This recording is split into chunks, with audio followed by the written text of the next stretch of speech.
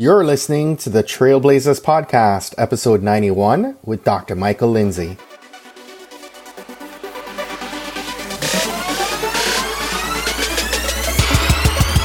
You're listening to the Trailblazers Podcast, where we will explore the stories of successful Black professionals. Join us as we highlight the knowledge, resources, and tools of these accomplished trailblazers to help provide the know-how, confidence, and motivation you need to blaze your trail. And now, here's your host, Stephen Hart. What's up, Blazer Nation? Our featured guest today is Dr. Michael Lindsay. He's the director of the McSilver Institute for Poverty Policy and Research and McSilver Professor of Poverty Studies at NYU Silver School of Social Work. So today, Michael and I actually discussed mental health and some of the challenges our society today, and especially our younger folk, are dealing with at the hands of things like social media. Dr. Lindsay shares the best first steps we can take to heal ourselves from a mental health issue, along with talking about some of the necessary self-care practices that we can begin to incorporate right now in our busy lives. Do me a favor, Blazer Nation, if you're a fan of our content, and I know you are, I need your help. I'd love to ask you right now to go ahead and open an email, open an iMessage, open a WhatsApp message, share out this episode from your podcast app. I need your help. Tell someone about our website, tbpod.com. Guys,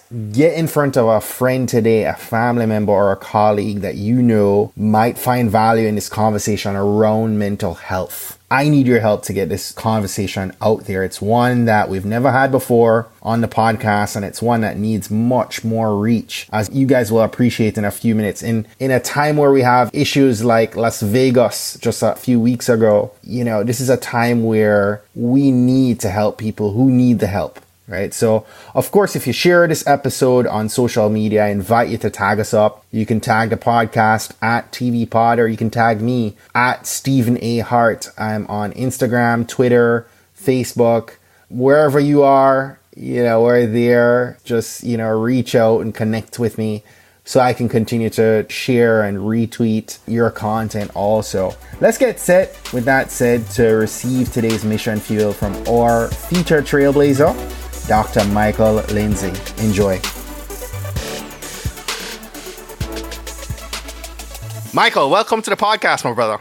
Thank you, Stephen. Thank you for having me, and it's a great pleasure to be here. So, I love to start things off on Trailblazers from a place of gratitude. And I wanted to ask you to think about and maybe share with our community how your life today is different and better than maybe a year or two ago. Like, what blessings have you been the recipient of over that time that you're most grateful for right now? That's a really good question. What comes to mind for me is actually having the opportunity to be director of McSilver. About a year ago, I was just entering into that role.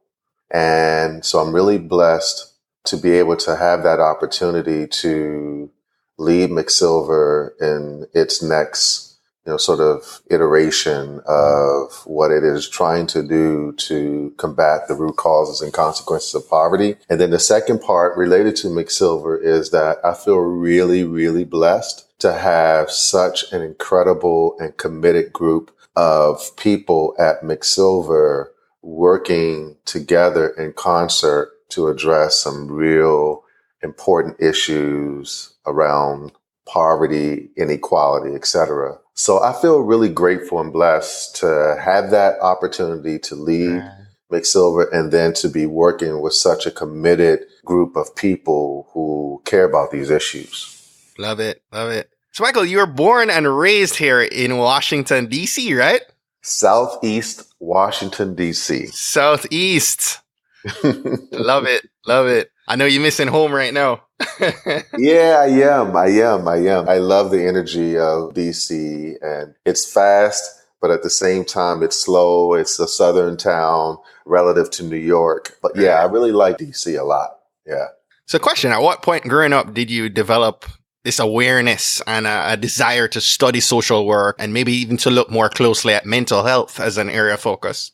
Oh, wow, Stephen, that's a great question. I think that for me, it started a little bit later. And actually, it started for me when I was an undergrad at Morehouse. Right. I felt like one of the first things that we had to do at Morehouse in one of my classes was I'd never read the autobiography of Malcolm X. And, it was such a powerful book for me and transformative around, helped me to understand some of the things that I experienced growing up in Southeast Washington, D.C. around, structural inequality, to see Malcolm's transformation from, sort of trying to channel through some of the things that young Black men get caught up into, like, drugs or either selling drugs or using drugs, those kinds of issues I saw firsthand, right? And so to see his transformation and his sort of burden about raising up the Black community from the challenges that we have historically experienced, and in his, sort of role as a minister in the Nation of Islam, I just was really appreciating that. And so, that experience at Morehouse began to sensitize me to help me make sense, essentially, of the things I experienced. Like, I used to wonder why so many of my friends had a family composition that was absent of a father, or that, not many went on to college. And I found myself being an outlier or different than a lot of my immediate friends or neighbors that I grew up with. And so I felt like Morehouse helped me make sense of why all of that was happening around me. I once read that Martin Luther King, who was also a Morehouse grad, as we all know, said the same thing about being a sociology major at Morehouse, that he credited being a sociology major with sensitizing him to the challenges in our community, and was really the inspiration for his great interest in becoming a civil rights champion. So I felt like, again, that experience really helped to shape me, to have an appreciation for the challenges that other, young Black men and other young Black adolescents were going through. And so I started to think about the mental health challenges. There's another book that I read at Morehouse it was entitled Black Men. It was an edited volume by Lawrence Gary, who was a professor, and ultimately he became my mentor at Howard University. And so Dr. Gary, in his book, he was one of the first early folks, along with Naeem Akbar, Wade Nobles, who began to sort of fashion a kind of Black psychology, right? And then Dr. Gary came along and helped to really crystallize what the kind of psychosocial challenges that Black men were experiencing and how that impacted their mental health. So upon reading his work, Lawrence Gary, I said, wow, even though I didn't know I was going to go into a PhD program, ultimately, I said, after Morehouse, maybe I should go to Howard and study with Lawrence Gary for my MSW. And then Lawrence Gary kind of said to me when I was an MSW student, you need to get your PhD. Wow. And so, there's a trajectory then of kind of the experience that I had that really shaped me. So I can't say that I aspired to go directly into mental health. I sort of discovered it along my journey and realized that mental illness is that pink elephant in a room within our community that we don't talk about. And I began to study and understand how mental health was, as critical as our physical health, but we ignore it more than any other of our health conditions. So, for example, hold that thought. We're going to get into mental health in a second. Okay. You touched on something that I kind of wanted to pick your brain on, because we've had several HBCU alum on the podcast. And I know you attended Morehouse for undergrad and Howard for your master's, as you shared just a second ago. I'd love to ask, right, what are the benefits of attending a historically Black college or university? Well, I think the first thing that I believe is most critical is the understanding of yourself, right? That you are infused with such a strong spirit of like racial pride. And a lot of that comes from understanding your history and the accomplishments, the challenges and the journey that, Black people have traversed to get to where we are now. And I don't know that, the majority institutions are as intentional about their curricula in a sense of making sure that students are infused with that knowledge and information about self, right? Right. So They're not. yeah. So I felt like just off the break, Morehouse was very instrumental, as I mentioned earlier, in terms of exposing me to, various African American authors, be it literary, be it philosophical, be it sociological or psychological, right? Or even religious and spiritual, like all of these great authors, people across genres that are, really helping to crystallize the Black experience. Those are things that you just don't get at the majority institutions in such in this, intentional way. And even, for example, my experience at Howard University, Howard's curriculum was all about social work from a Black perspective, right? So it wasn't about pathologizing, those who are in poverty sort of contact communities, but it was about looking at the kind of systemic and social structures that impede progress or just, are that significant barrier that prohibits people from, really rising out of their circumstances. So, it was a different kind of flavor for even social work, right? In terms of really helping to crystallize that experience for me. And again, raising that level of sensitivity about these issues. So, and I felt that, both Howard and then, Morehouse prepared me for my experience in the majority institution. So, I got my PhD, for example, at the University of Pittsburgh. I did a postdoc at Johns Hopkins University, the Bloomberg School of Public Health. But I would not have been comfortable in myself and ready to, just thrive in those contexts if not for a Morehouse or Howard, right?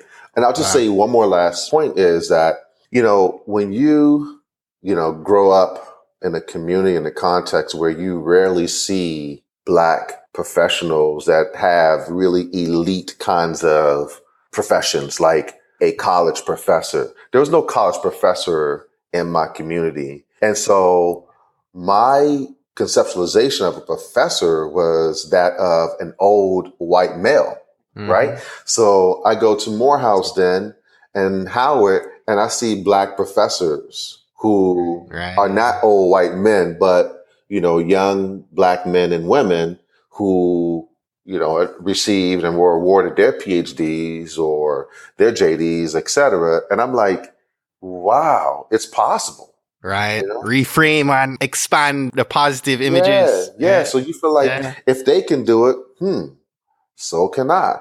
And in fact, Dr. Lawrence Gary, I'll just end with this, my response to this question. Dr. Gary told me that you're getting your PhD and I expect you to do way better than I did. And I'm like, are you kidding me? Like, you're a renowned professor. He said, I both expect and know that you will do way better than I did. I mean, come on, you're not going to get that from, somebody that doesn't necessarily look like you or don't have the same historical experience that you've had. So that's the power of, HBCUs to me. Wow. Love it. Thanks for sharing that. So we touched on this. Today, you're focused in many ways on helping those who are dealing with mental health issues. And it might be obvious to some, but I always love to, before we dive into a deeper conversation, just cover the basics. So could you maybe explain to our Blazer Nation around the world who's listening right now, what you're referring to when you use the term mental health? Right. So I'm referring to mental health is both, sort of positive aspects of mental health, and then there are challenges to your mental health and well-being. So positive aspects may be that, you generally feel good about yourself. You are happy with who you are. You're happy about your life's accomplishments. You have really strong,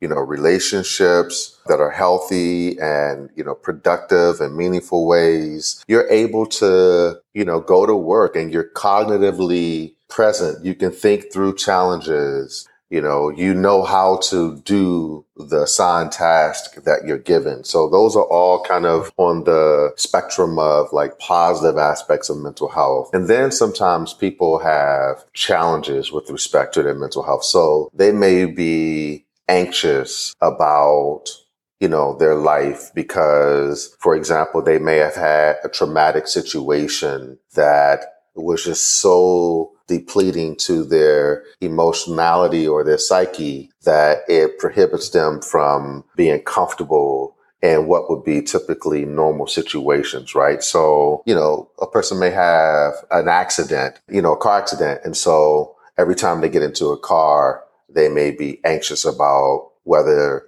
they're going to be in an accident again, or, someone may be just feeling really low in their spirit.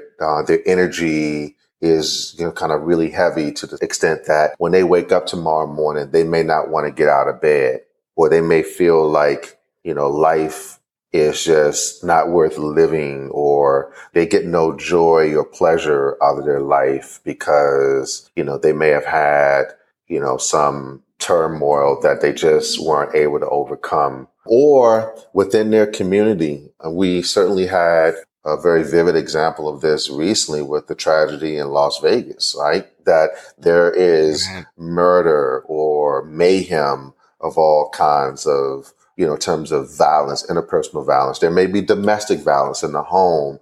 And so that then, creates this sort of, sensation of being stressed about certain events or things that may, happen because you're afraid of reliving that experience again. You may be afraid to go outside of your home because there's all kinds of chaos and violence, and you've known somebody that may have experienced some kind of tragic, violent situation, or you may have experienced it and you don't even want to leave your home because you're just afraid that that tragedy may befall you. So those are the kinds of, on the opposite spectrum of things, the kind of negative experiences that one might have in their lives that basically debilitates them, right? Or inhibits their functioning at their most optimal level. And, it's everybody goes through it, right? We all have our challenges in terms of just setbacks that we've had in life. But for some people,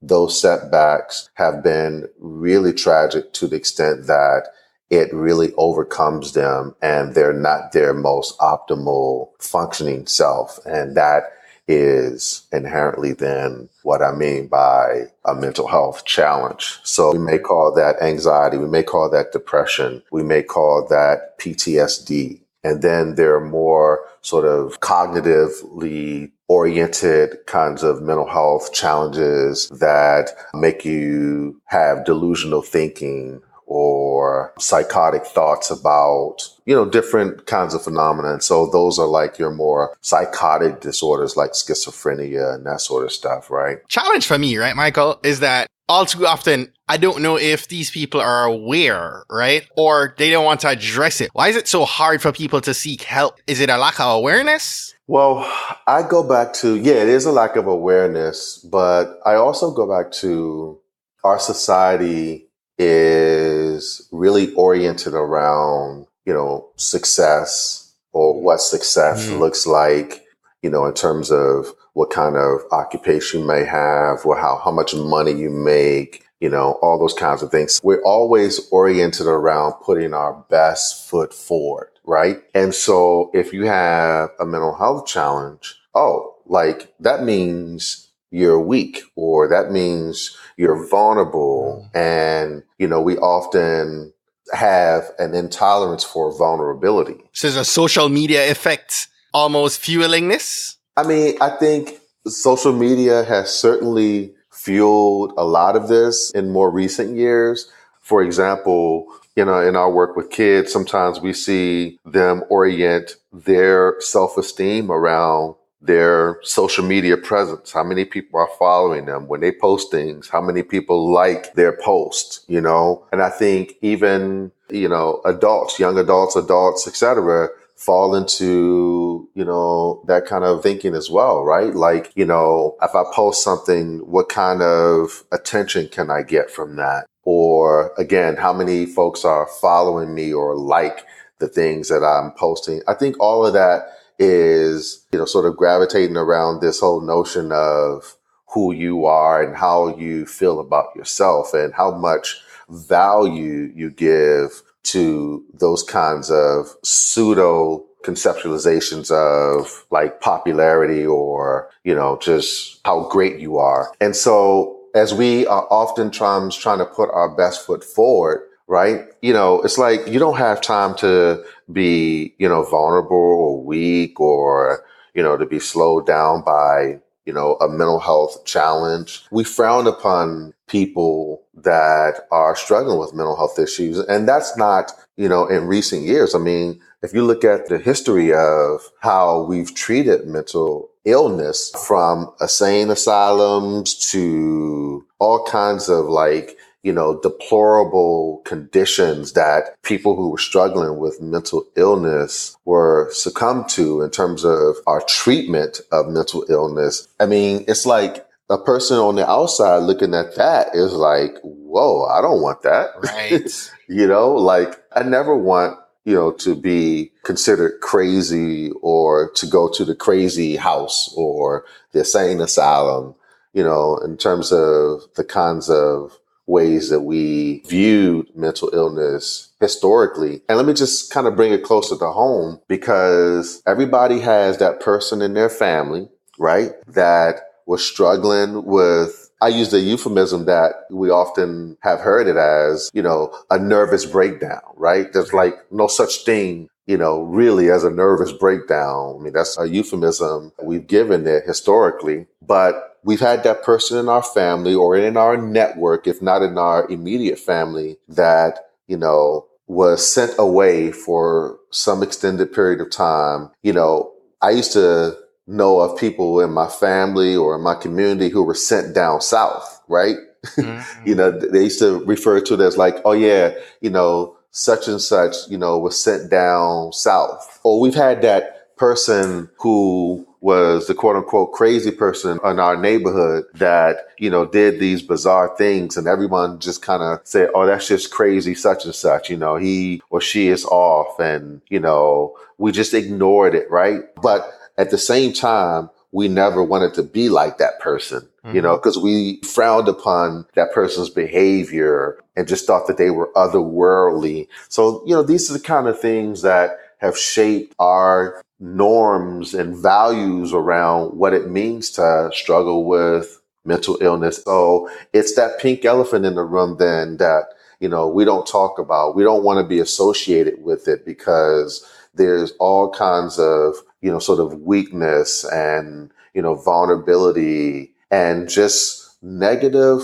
sentiment about that condition or that person who struggles with those issues. So I think that is all a part of what has shaped our conceptualizations of mental illness and why then it is hard for people to recognize because they may be ignoring the signs and symptoms or to even, once it's brought to their attention or someone has said, Michael, you really need help. It's been difficult for people to connect the treatment because, again, that's the place where crazy people go. That's the place where people go because they couldn't handle life. And it's all construed as being weak and different. And nobody wants that, right? So I think that a lot of what we need to do then is to redefine narratives around mental health, right? And, in my work, what I've tried to emphasize to young folks is that actually seeking help for emotional, psychological challenges is a sign of strength, not a sign of weakness, right? Taking care of things that don't allow you to be your full 100% self, that's actually a really great thing, that you are attuned to your well-being in the sense of, you know what, I'm struggling with something. Let me go and get some support so that I can be my most optimal self. Right. You know? Right. And so what is a good first step then, right? If you're aware and, you want to heal yourself, what's a good first step to bring some healing if you know that there is a mental health issue? Right. So, as we've kind of framed the kind of theme for this conversation, right? If you can't talk about something, it's out of control, right? So I think the first thing that is important is that those who are in our immediate proximity, our family, loved ones, close friends, or whatever, they can actually be the determination of whether one would get the support they need or whether they would, sort of frown upon going to get formal help for, emotional, psychological issues. And so I think that, helping families, like, for example, the National Alliance for the Mentally Ill has a family-based program that focuses on psychoeducation around helping people understand the signs and symptoms of mental illness, particularly if they have a loved one who's struggling with a mental illness. Some of the work that I've done, for example, I've developed this curriculum called Making Connections, and it focuses on helping young folks with mental health issues get connected to treatment by virtue of helping them to understand what the signs and symptoms of, for example, depression may look like, talking to caregivers about what those signs and symptoms look like. So, for example, helping caregivers to understand that if Michael is feeling sluggish or not doing his chores, it may be because he has a depressed mood, and this is what a depressed mood looks like. It makes you have low energy. It makes you feel like you just don't want to get going in terms of doing certain things. So that's what I mean by psychoeducation. And so the Making Connections intervention that I've developed really, kind of speaks to that. And I'll just talk about some of the work that we're doing at McSilver, for example. We have a school-based program called Step Up, where we focus on kids who are on the verge of, or they're at risk for high school dropout, right? Because of their grades or, maybe their sort of social functioning in terms of how they're getting along with their peers or whatever. These are the kids who are like the high flyers. They are on the radar. And so a program like Step Up, what it does is, it doesn't cast their issues as quote unquote mental health issues per se, but it offers support in the way of one-to-one mentoring with our staff persons, right, that are involved with Step Up programming, or it focuses on, peer-to-peer kind of group mentoring. So we bring kids together in groups so they can talk about their challenges with, peer relations or family relations, or even challenges with school personnel. But the point is that they come together and kind of talk about these issues and problem solve on strategies to overcome them. But, what we found is that the kids who have been involved in our Step Up program, who were at risk for, dropping out of school, or who had, very poor, sort of academic performance, the program has been really incredible in terms of our results. So, across the schools that we've worked in, the graduation rate before Step Up was about like 61% across the schools and with the kids we're working with. Well, now that graduation rate is up to like upwards of 80%, 85, almost 90%, that kind of thing, right? Because what we're doing is reframing some of the kinds of negative things that the kids have been sort of, people are paying attention to, that kid who's always getting into trouble. We're reframing all of that around, really helping them to understand some of these challenges and what kinds of sort of interpersonal things might get in the way of their ability to do well. So that sort of understanding of self and what kind of things need to be affirmed or addressed in order for them to be successful really, really helps to reshape their narratives about the importance of who they are, the importance of school, etc., so that they can become, again, their most optimal self. And so, and I know we're a poverty and policy, institute, but we believe that a lot of the ways you combat the root cause and consequences of poverty is doing something about the things that would hold a person or keep a person in a poverty context. And so, for example, if we can combat the experiences that would keep kids disengaged from school, and we know that education is the great equalizer, right? That if kids are positively connected to school and go on to do well, we know all of the research tells us that kids who graduate from high school, at least high school, have better life circumstances than kids who don't. And if kids go to college, they have even greater sort of outcomes. And so the more that we can combat those challenges that would prohibit kids from being positively connected to school, I think it's really, really salient, great work that needs to happen to ensure that kids get connected in meaningful ways. Right. So before we begin to wrap up here, I know the work you're doing, right, and your focus, but for a lot of people that are listening to this conversation right now who may think, oh, well, you're speaking to them. I know you're speaking to just about all of us in many ways in what we're talking about. So, and you touched on it just a second ago when you said you can't be your best self if you don't have your emotional and psychological well-being intact, right? That's right. So what are maybe a few self-care practices that anyone listening to this conversation right now can incorporate to help us improve on our own mental health? Well, I can best share some things that I found that really work with me.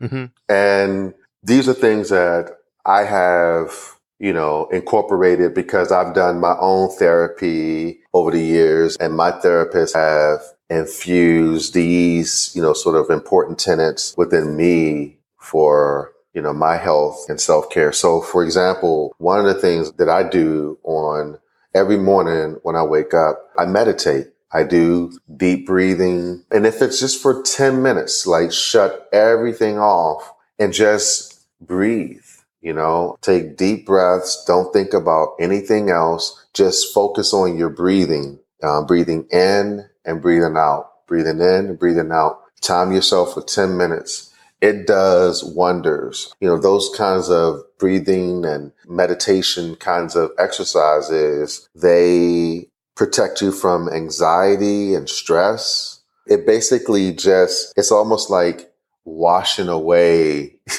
the dirt of stress and strain on your life. It just kind of washes it away. And if you could just start with doing that for 10 minutes in the morning, then you may find yourself wanting to do it in the middle of the day. And then you may find yourself wanting to do it before you go to bed at night. So, you got to get habitual about it, right? And just be. So in the places where we consume our social media. Yeah. Because, most people roll out of bed and they're looking at newsfeed, and they're looking at newsfeed again at the lunch break, and they're looking at newsfeed again before they go to bed, right? Yeah, absolutely. Absolutely. And so you just actually took my next point, which is that be careful about what you feed your spirit. Mm-hmm. Safeguard your spirit. So, for example, instead of waking up in the morning and grabbing your phone to look at, like you say, your social media feed, meditate, right? Mm. Reflect on, the goodness of who you are, the greatness of what this day will become for you, right? Or before you go to bed at night, do something that is going to not involve reading your social media feed or perhaps intaking negative news or that sort of thing. Like, I really try to safeguard myself from intaking any kinds of things that are related to my waking up or my going to bed at night. And then I think with respect to people, your interpersonal relationships, which are really critically important to us, right? I try to just engage in drama-free kinds of relationships. And so, I try to think about the conversations that I have and the kind of conversations that are not productive in the way of helping me to become a better person. I try as much as possible to avoid those kinds of interpersonal interactions or conversations that are, kind of tearing somebody else down or tearing myself down in the way of intaking things that are not really productive and conducive to my well-being. So just guard your energy. I guess Absolutely. is the point I'm trying to make, as much as possible, from your interpersonal relationships, from the things you feed yourself in the way of, perhaps your, so strong connectivity to, kind of social media stuff, and really focus on like deep breathing and warding off all of that stress that can compile in your life and really tear away at the core of your spirit. And then all of that also has a physical impact on you as well. Absolutely. Absolutely. Michael, I appreciate you sharing all this wisdom, man. Lots of nuggets of wisdom. Before we wrap up, I'd love to ask, maybe if you could share a couple books that you're reading or you've read this year that our Blazer Nation might want to check out. Yeah, one of the books I read in the last couple of years, I recently finished it, I want to say late last year, was The Short and Tragic Life of Robert Peace. It's a book by Jeff Hobbs, and it's about a kid who was really gifted intellectually, went to Yale for undergrad because he was so intellectually gifted, raised by a single mother. And I'm going to leave it there because I don't want to spoil the book for anyone, but I think that book really, really touched me at my core because I'm so interested in outcomes for young folks.